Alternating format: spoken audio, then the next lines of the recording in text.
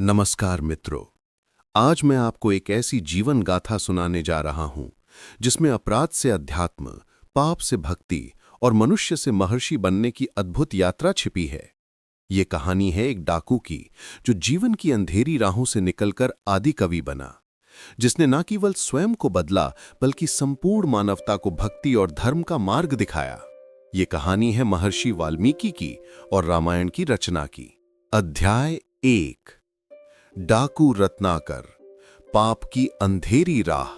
मित्रों, हर इंसान का जन्म मासूमियत के साथ होता है। कोई भी बच्चा जन्म से पापी नहीं होता, लेकिन परिस्थितियां, वातावरण और समय, ये तीनों मिलकर जीवन की दिशा तय कर देते हैं। यही हुआ उस साधारण से गांव में जन्मे उस बालक के साथ जिसका नाम था रत्नाकर। रत्नाकर का बचपन भी किसी और बच्चे जैसा ही था। वो खेलना चाहता था, सपने देखना चाहता था, अपने परिवार के साथ हंसना चाहता था, लेकिन गरीबी ने उसके घर को घेर रखा था। भोजन के लिए अन्न का एक दाना तक कठिनाई से मिलता, तन ढकने के लिए कपड़े तक पूरे नहीं होते। पिता की असमर्थता, मां की आंखों में आंसू और भूख से बिलखते भाई बहनों की करुण आवाजें, ये सब उस बालक के कोमल मन को धीरे धीरे कठोर बनाने लगे। समय के साथ जब रत्नाकर बड़ा हुआ तो जीवन की ये मजबूरी उसके सामने एक भयंकर प्रश्न बनकर खड़ी हो गई कि क्या मैं अपने परिवार को ऐसे ही भूखों मरते देखूं या फिर किसी भी तरह उनका पेट भरूं। इसी द्वंद्व ने उसे एक अंधेरी राह पर ढकेल दिया। मजबूरी और क्रोध ने मिलकर उसके भीतर का इंसान मार दिया और उसे डाकू बना दिया। अब जंगल उसका घर था, राहगीर उसका शिकार। उसकी तलवार पर दया नहीं, खून की प्यास चिपकी रहती। जो भी उस जंगल से गुजरता उसके लिए ये मौत की घाटी बन जाती। रत्नाकर की आंखों में केवल लालच की चमक थी। जब कोई अमीर यात्री आता तो उसकी निगाहें उसी के गहनों और धन पर टिक जाती, और जब कोई साधारण गरीब भी आता तो उसकी तलवार उसकी गरीबी का मजाक उड़ाते हुए उसका जीवन छीन लेती। उसके दिल में करुणा की कोई जगह नहीं बची थी। मां की ममता, पिता की सीख, समाज की मर्यादा, सब कुछ वो भूल चुका था। जंगल के अंधेरे में उसकी हंसी गूंजती थी, लेकिन उस हंसी के पीछे छिपा था पाप और हिंसा का नशा। लोग कहते थे, उस जंगल में मत जाना, वहां मौत रहती है, वहां रत्नाकर नाम का डाकू बसता है। बच्चों को डराने के लिए माताएं कहती, सो जा, नहीं तो रत्नाकर आ जाएगा। रत्नाकर का नाम अब भय का पर्याय बन चुका था। लेकिन मित्रों, नियति की लेखनी बहुत अद्भुत होती है। जिस तरह गहरा अंधकार सूर्योदय का संकेत होता है, उसी तरह पाप की पराकाष्ठा कभी-कभी महान परिवर्तन की भूमिका बन जाती है। रत्नाकर नहीं जानता था कि उसका जीवन, जो आज हिंसा और पाप से भरा हुआ था, कल भक्ति और ज्ञान की गंगा बनने वाला है। वो ये नहीं जानता था कि उसकी यही तलवार, जो निर्दोषों का खून पीती थी, एक दिन उसके आंसुओं से पिघल जाएगी। हां, नियति ने उसके लिए कुछ और लिखा था, कुछ ऐसा जो न केवल उसके जीवन को बदल देगा बल्कि आने वाले युगों के लिए अमर गाथा बन जाएगा। अध्याय 2। ऋषि नारद से भेंट। मित्रों, जंगल का वो रास्ता भय और खून की गंध से भरा हुआ था। पत्तों की सरसराहट तक किसी यात्री का दिल दहला देती थी। और उस दिन भी उसी जंगल से एक साधु वीणा हाथ में लिए भगवान का नाम गुनगुनाते हुए गुजर रहे थे। वे और कोई नहीं, स्वयं देवर्षि नारद थे। नारद जी का चेहरा तेज से दमक रहा था, आंखों में अपूर्व शांति और होठों पर हरि नाम की मधुर ध्वनि। उनके गले से निकलती धुन वातावरण को पवित्र कर रही थी। लेकिन तभी उस शांति को छीनते हुए अचानक एक भयावह आवाज गूंजी, रुक जा साधु, यहां से आगे बढ़ना मौत को न्योता देना है। पेड़ों की छाया से बाहर आता है डाकू रत्नाकर, हाथ में चमचमाती तलवार, आंखों में क्रोध और चेहरे पर निर्दयी हंसी। वो नारद जी को देखता है और गरजता है, जो भी तेरे पास है सारा धन मेरे हवाले कर दे, नहीं तो जान से मार दूंगा। नारद मुनि रुक जाते हैं। लेकिन मित्रों, आश्चर्य की बात यह थी कि उनके चेहरे पर भय का नामो निशान तक नहीं था। जैसे एक दीपक आंधी के सामने भी शांत ज्वाला में जलता रहे, वैसे ही नारद की आंखों में अद्भुत शांति झलक रही थी। वे मुस्कुराते हुए कहते हैं, रत्नाकर, तुम धन चाहते हो। मैं साधु हूं, मेरे पास देने को धन नहीं है, लेकिन हां, मेरे पास वो है जो तुम्हारा जीवन बदल सकता है। रत्नाकर उनकी बातों को सुनकर ठहाका लगाता है। साधु, तू मौत के मुंह में खड़ा है और फिर भी उपदेश सुना रहा है, धन दे या जान दे। लेकिन नारद निडर खड़े रहे। वे कहते हैं, रत्नाकर, एक प्रश्न का उत्तर दो। तुम ये सारा पाप, ये लूट, ये हत्या किसके लिए कर रहे हो? रत्नाकर ने तलवार को ऊंचा उठाकर कहा, मैं ये सब अपने परिवार के लिए करता हूं, ताकि मेरे बच्चे भूखे न सोएं, मेरी पत्नी दुखी न रहे, मेरे माता पिता तकलीफ न सहें। नारद जी गहरी दृष्टि से उसे देखते हैं। बहुत अच्छा, यदि तुम ये सब उनके लिए कर रहे हो तो बताओ, क्या तुम्हारा परिवार तुम्हारे इन पापों का भागीदार बनेगा? क्या वे तुम्हारे साथ नरक की अग्नि भोगने तैयार होंगे? यह सुनते ही रत्नाकर के पैरों तले की जमीन खिसक जाती है। अब तक उसने कभी यह सोचा ही नहीं था। उसकी आत्मा पहली बार सवाल करने लगी, सचमुच जो पाप मैं करता हूं, क्या उसका बोझ मेरा परिवार उठाएगा? क्या वे मेरे साथ नरक जाएंगे? उसकी तलवार हाथ से कांपने लगी, दिल की धड़कन तेज हो गई, चेहरे पर आया कठोरपन अचानक पिघलने लगा। नारद जी धीरे धीरे बोले, रत्नाकर, सत्य से मुंह मत मोड़ो, जाओ अपने परिवार से पूछो, उनसे पूछो कि क्या वे तुम्हारे पाप का बोझ साझा करेंगे। रत्नाकर कुछ पल तक उनकी आंखों में देखता रहा। वो पहली बार किसी साधु के सामने खुद को असहाय महसूस कर रहा था। तलवार नीचे गिरा दी और बिना कुछ कहे दौड़ पड़ा अपने घर की ओर। घर पहुंचते ही उसने अपनी पत्नी, बच्चों और माता पिता को इकट्ठा किया। कांपते स्वर में पूछा, तुम सबके लिए मैं जंगल में लूट करता हूं, खून करता हूं, क्या तुम मेरे इन पापों में मेरे साथी हो? क्या तुम मेरे साथ इस पाप का फल भोगोगे? कुछ पल के लिए घर में सन्नाटा छा गया। फिर उसकी पत्नी ने ठंडी सांस भरकर कहा, रत्नाकर, हम तुम्हारे परिश्रम के फल को खाते हैं, लेकिन पाप तो तुम करते हो, उसका फल तो तुम्हें ही मिलेगा। बच्चे मासूमियत से चुपचाप उसकी ओर देखने लगे। माता पिता ने भी सिर झुका लिया। उस क्षण मित्रों, रत्नाकर का हृदय जैसे टूटकर बिखर गया। अब तक वो सोचता था कि वो अपने परिवार के लिए सब कुछ कर रहा है, लेकिन सच्चाई ये थी कि उसके पापों की गठरी अकेले उसके ही सिर पर थी। वो वहीं बैठ गया, आंखों से आंसू बहने लगे। दिल चीख चीख कर कह रहा था, मैंने जीवन भर जिस सत्य को अपना आधार समझा, वो आज ढह गया। मैं तो अंधकार में डूबा हुआ था। अध्याय 3, राम राम का महामंत्र। मित्रों, जब रत्नाकर ने अपने परिवार से ये कटु सत्य सुन लिया कि उसके पाप का बोझ कोई साझा नहीं करेगा, तब उसकी आत्मा अंदर तक हिल गई। वो भागता हुआ वापस लौटा और नारद मुनि के चरणों में गिर पड़ा। आंखों से आंसुओं की धार बह रही थी। कांपते हुए स्वर में उसने कहा, मुझे बचा लीजिए महाराज, मैंने जीवन भर अज्ञान और पाप किया है। अब मैं इस अंधकार से बाहर निकलना चाहता हूं, कृपा करके मुझे मार्ग दिखाइए। नारद मुनि ने स्नेह भरी दृष्टि से उसकी ओर देखा। उनके चेहरे पर न कोई आरोप था, न कोई घृणा, बल्कि केवल करुणा थी। वे बोले, रत्नाकर, कोई भी मनुष्य इतना पापी नहीं कि ईश्वर की शरण में ना आ सके।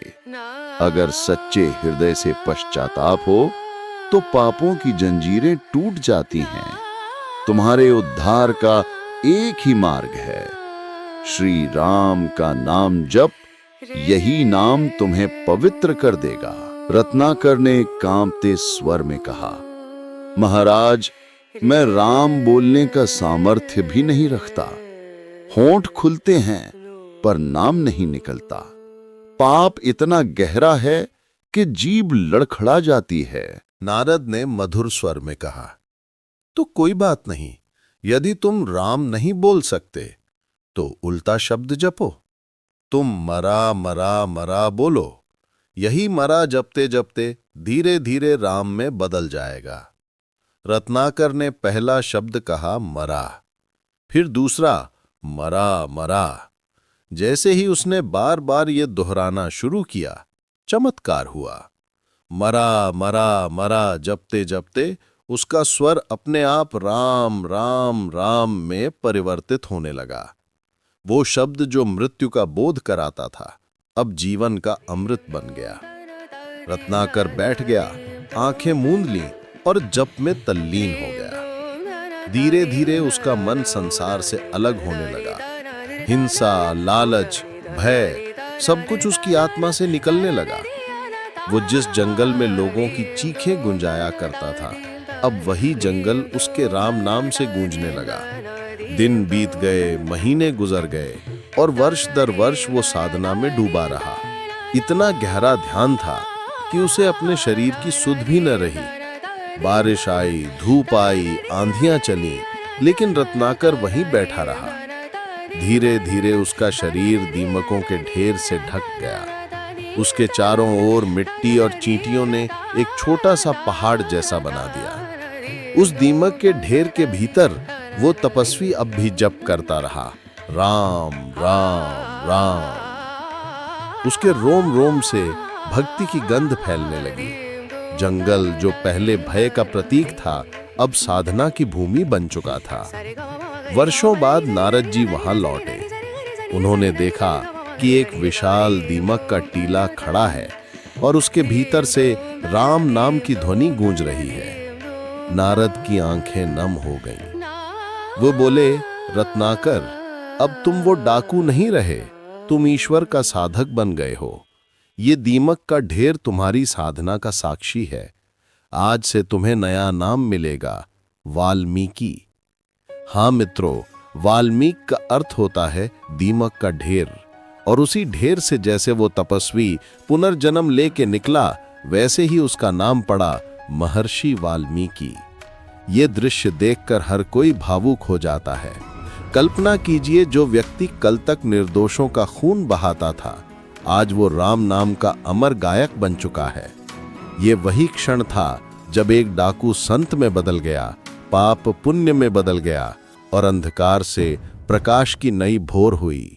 एक डाकू जिसने अपने हाथ खून से रंगे थे, वही अब ईश्वर के महामंत्र में लीन होकर महर्षि कहलाया।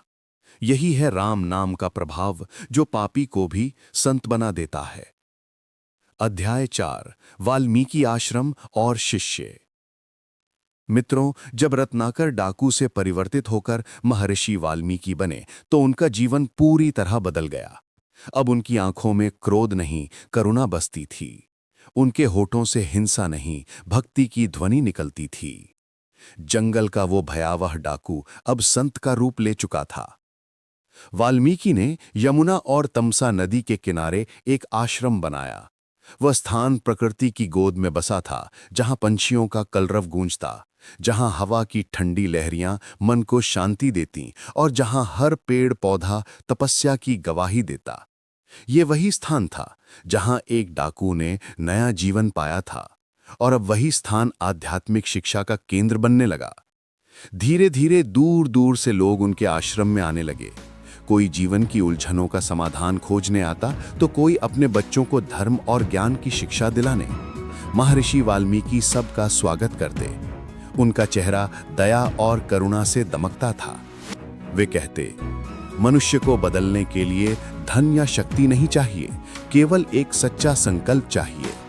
उनके आश्रम में ऋषि मुनियों के पुत्र, ग्रामवासी, यहाँ तक कि कभी भटके हुए लोग भी शरण लेने लगे।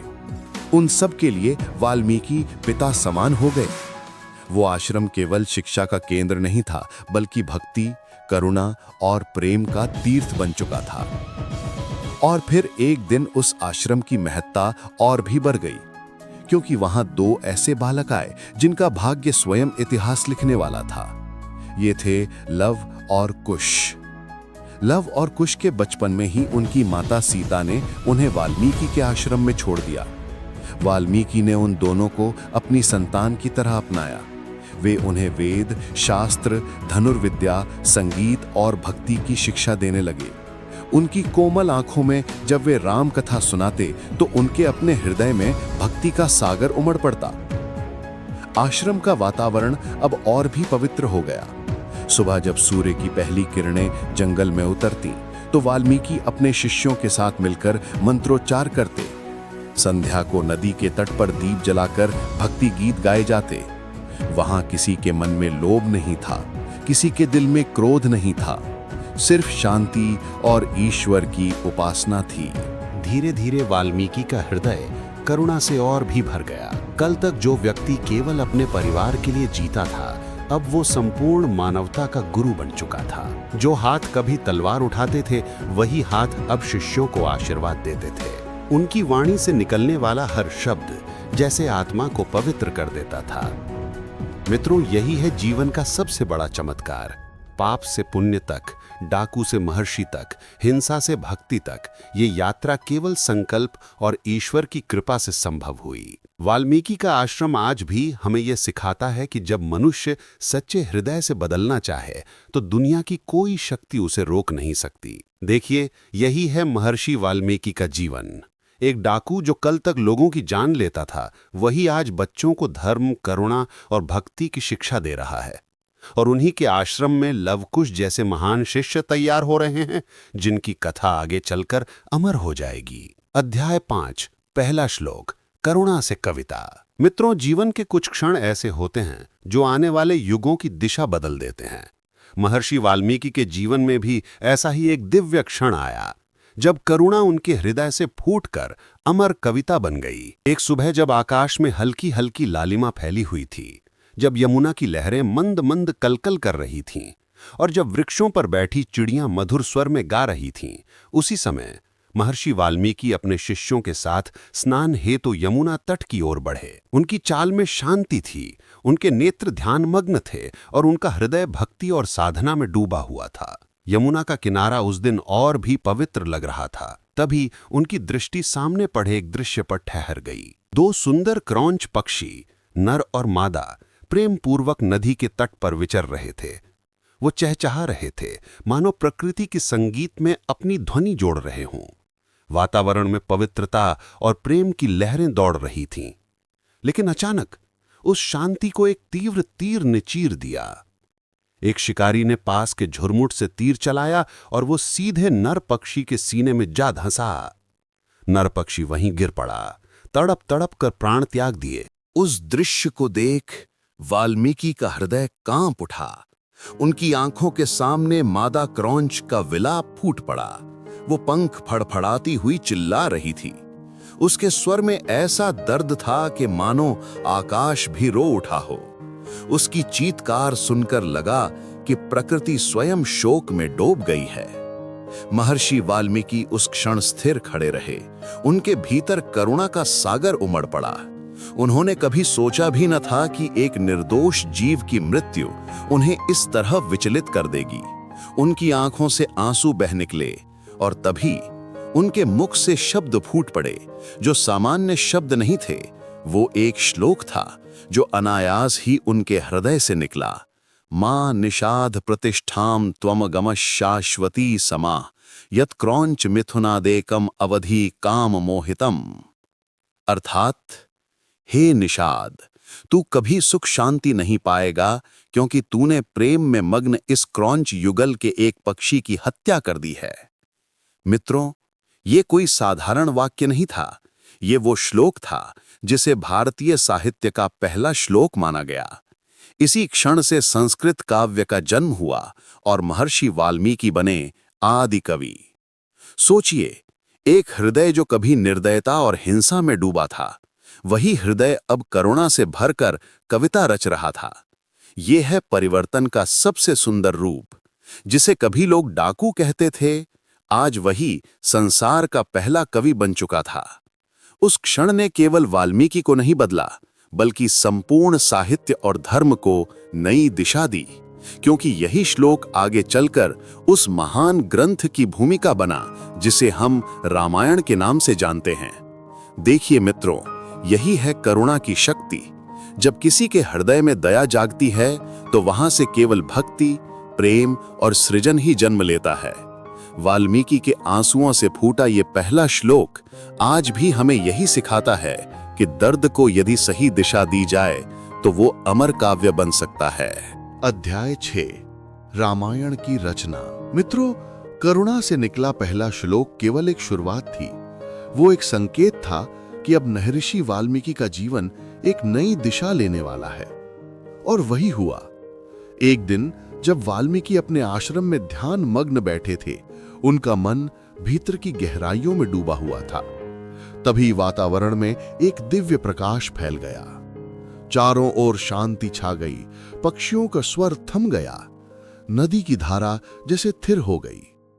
और उसी पावन क्षण में स्वयं ब्रह्मा जी प्रकट हुए। उनका स्वर गुंजा, हे वाल्मीकि, तुम्हारा हृदय अब करुणा और भक्ति से परिपूर्ण है। तुम वो पात्र हो जिसे हम एक अद्भुत कार्य सौंप सकते हैं। वाल्मीकि हाथ जोड़कर विनम्र खड़े हो गए। भगवान, आदेश दीजिए, आपका हर वचन मेरे लिए धर्म है। ब्रह्मा जी मुस्कुराए और बोले, हे मुनिवर, अब समय आ गया है कि तुम श्री राम की कथा को शब्दों में पिरो। ये केवल इतिहास नहीं होगा, ये केवल घटनाओं का वर्णन नहीं होगा। ये एक ऐसा ग्रंथ होगा जो आने वाले युगों तक धर्म, सत्य, करुणा और मर्यादा का पथ प्रदर्शक बनेगा। रामायण मानवता की आत्मा को आलोकित करेगी। तुम्हारी वाणी से निकला हर श्लोक स्वयं ब्रह्म वाक्य होगा। मित्रों, सोचिए, ये कोई साधारण आदेश नहीं था, ये तो ईश्वर का वरदान था। एक डाकू से महर्षि बने वाल्मीकि को स्वयं सृष्टिकर्ता ने वो दायित्व सौंपा जो आज तक अमर है।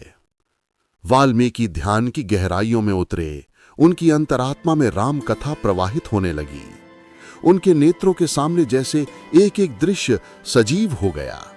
उन्होंने देखा अयोध्या का वो राजमहल जहां महाराज दशरथ अपने पुत्र राम का जन्मोत्सव मना रहे हैं। उन्होंने देखा युवराज राम अपने भ्राताओं संग धनुर्विद्या में पारंगत हो रहे हैं। उन्होंने देखा वो करुण क्षण जब कैकेयी के वचनों से महाराज दशरथ का हृदय टूट गया और श्री राम वनवास को चले गए। फिर उनके ध्यान में प्रकट हुआ वो वन जहां राम, सीता और लक्ष्मण तपस्वियों के साथ जीवन बिता रहे हैं। राक्षसों का विनाश, ऋषियों की रक्षा। फिर वो हृदय विदारक पल, सीता का हरण, राम का व्याकुल हो जाना, जटायु का बलिदान और फिर हनुमान का अद्भुत पराक्रम। वाल्मीकि का मन डूबता गया। उन्होंने देखा लंका का महायुद्ध, राम और रावण का आमना सामना। आकाश गूंज उठा, धरती थर्राने लगी। अंततः धर्म की विजय हुई और अधर्म का अंत। और अंत में उन्होंने देखा वो आदर्श राज्य, वो राम राज्य, जहां न्याय, करुणा, समानता और धर्म की नींव पर संपूर्ण समाज खड़ा था, जहां हर प्राणी सुखी था और हर हृदय राम नाम से आलोकित। मित्रों, वाल्मीकि ने ये सब केवल देखा ही नहीं, बल्कि अपनी वाणी में उतार दिया। उनकी लेखनी से निकला हर श्लोक मानो जीवन का पाठ था। रामायण केवल एक कथा नहीं रही, वो बन गई भक्ति और धर्म का महासागर। जब उन्होंने लिखना पूरा किया तो स्वयं ब्रह्मा जी पुनः प्रकट हुए और बोले, वाल्मीकि, तुम्हारी ये कृति अमर होगी। जब तक सूर्य और चंद्रमा रहेंगे तब तक रामायण का गायन होता रहेगा। तुम्हारा नाम सदा आदि कवि के रूप में पूजित होगा। मित्रों, सोचिए, कल तक जुरत नाकर था, जिसके हाथ खून से रंगे थे, वही आज वो महर्षि बन चुका था, जिसकी कलम से निकला हर शब्द ईश्वर का वचन बन गया। यही है जीवन का सत्य। जो व्यक्ति स्वयं को बदल ले, उसके माध्यम से ईश्वर पूरी दुनिया को बदल सकते हैं। अध्याय 7, लव कुश द्वारा रामायण का गान। मित्रों, समय बीतता गया। महर्षि वाल्मीकि का आश्रम तप, साधना और ज्ञान का केंद्र बन चुका था, और उसी पावन धरा पर मां सीता के गर्भ से जन्मे 2 दिव्य बालक प्रकट हुए, लव और कुश। ये बालक केवल साधारण शिशु नहीं थे। इनकी आंखों में भोलापन तो था, पर साथ ही उनमें एक अद्भुत तेज भी झलकता था। वाल्मीकि ने उन्हें अपने आश्रम में पाला, उन्हें वेद, शास्त्र और धनुर्विद्या की शिक्षा दी। लेकिन सबसे बड़ी शिक्षा जो उन्होंने दी, वह थी राम कथा का गान। हर दिन आश्रम में संध्या के समय जब मंद मंद पवन बहती थी और वातावरण में शांति व्याप्त होती थी, तब वाल्मीकि लव कुश को बैठाते और उन्हें अपने द्वारा रचित श्लोक सुनाते। बालक ध्यान पूर्वक सुनते और मधुर स्वर में गुनगुनाते। धीरे धीरे वे इस राम कथा के ऐसे गायक बन गए कि उनकी वाणी सुनकर स्वयं देवता भी भाव विभोर हो जाएं। लव कुश के स्वर में जादू था। जब वे गाते तो लगता मानो स्वयं ऋषियों की वाणी गूंज रही हो। उनके गीतों में केवल शब्द नहीं थे, उनमें करुणा, भक्ति और सत्य का अमृत प्रवाहित होता था। जो भी सुनता उसकी आंखें नम हो जाती। एक दिन ये संदेश अयोध्या तक पहुंचा कि वाल्मीकि आश्रम से 2 बालक आते हैं जो एक अद्भुत कथा गाते हैं, रामायण। अयोध्या के लोग उत्सुक हो उठे। वे इकट्ठा होने लगे और लव कुश ने नगर के चौराहों, राजमार्गों और मंदिरों में राम कथा गाना शुरू किया। मित्रों, सोचिए वो दृश्य। लोग अपने कामकाज छोड़कर, व्यापार छोड़कर, यहाँ तक कि राजमहल के सैनिक भी अपनी ड्यूटी छोड़कर इन बालकों का गीत सुनने आ जाते। भीड़ उमड़ पड़ती और हर कोई मंत्र मुग्ध हो जाता।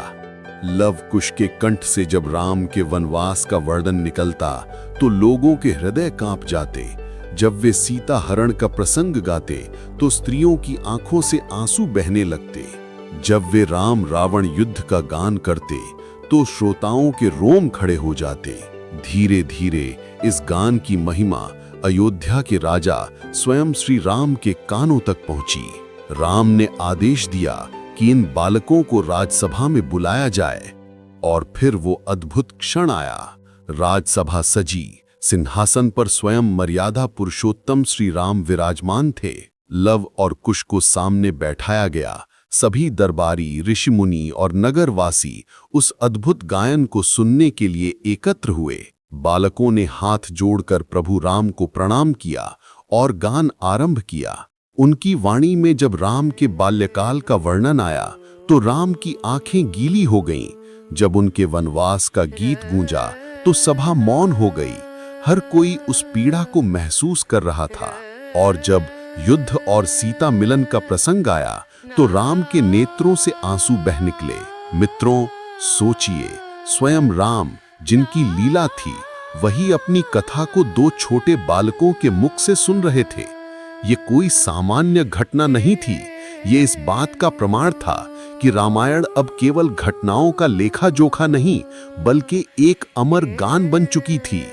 राम उठे, उन्होंने लव कुश को अपने पास बुलाया और हृदय से लगा लिया। उनकी आंखों से बहते आंसू ये कह रहे थे कि ये राम कथा अब केवल अयोध्या की नहीं, बल्कि पूरे भारत की आत्मा है। और उसी दिन से ये गान जन जन का बन गया। रामायण केवल एक ग्रंथ नहीं रहा, ये आस्था, संस्कृति और धर्म का वो दीपक बन गया जो आज तक जल रहा है। लव और कुश ने जो बीज बोया वो कालजयी वृक्ष बन गया, जिसकी छाया में आज भी संपूर्ण भारत विश्राम पाता है। मित्रों, यही है रामायण की शक्ति। ये केवल कथा नहीं है, ये जीवन है, ये धर्म है, ये भक्ति है। लव कुश ने इसे गाकर जो परंपरा शुरू की वो आज तक चल रही है और जब तक भारत की मिट्टी में आस्था की गंध रहेगी तब तक ये कथा हर हृदय को आलोकित करती रहेगी। मित्रों, ये कथा हमें क्या सिखाती है कि चाहे जीवन कितना भी अंधकार में क्यों न हो, एक क्षण का सत्य और भक्ति हमें बदल सकता है। रत्नाकर डाकू था पर वही वाल्मीकि बनकर अमर हो गया। आज भी जब हम रामायण पढ़ते हैं तो केवल श्री राम के दर्शन नहीं करते बल्कि उस आत्मा को नमन करते हैं जिसने हमें ये कथा दी, महर्षि वाल्मीकि। याद रखिए, पाप कितना भी बड़ा क्यों ना हो, यदि हृदय में भक्ति और पश्चाताप है तो कोई भी मनुष्य संत बन सकता है। वाल्मीकि हमें यही सिखाते हैं कि जीवन बदलने में देर नहीं लगती, बस दिशा बदलनी होती है। यदि आपको ये कथा हृदय को छू गई हो तो इसे दूसरों तक जरूर पहुंचाइए। भक्ति की ये गंगा हर घर में बहे, यही वाल्मीकि की सच्ची स्मृति है।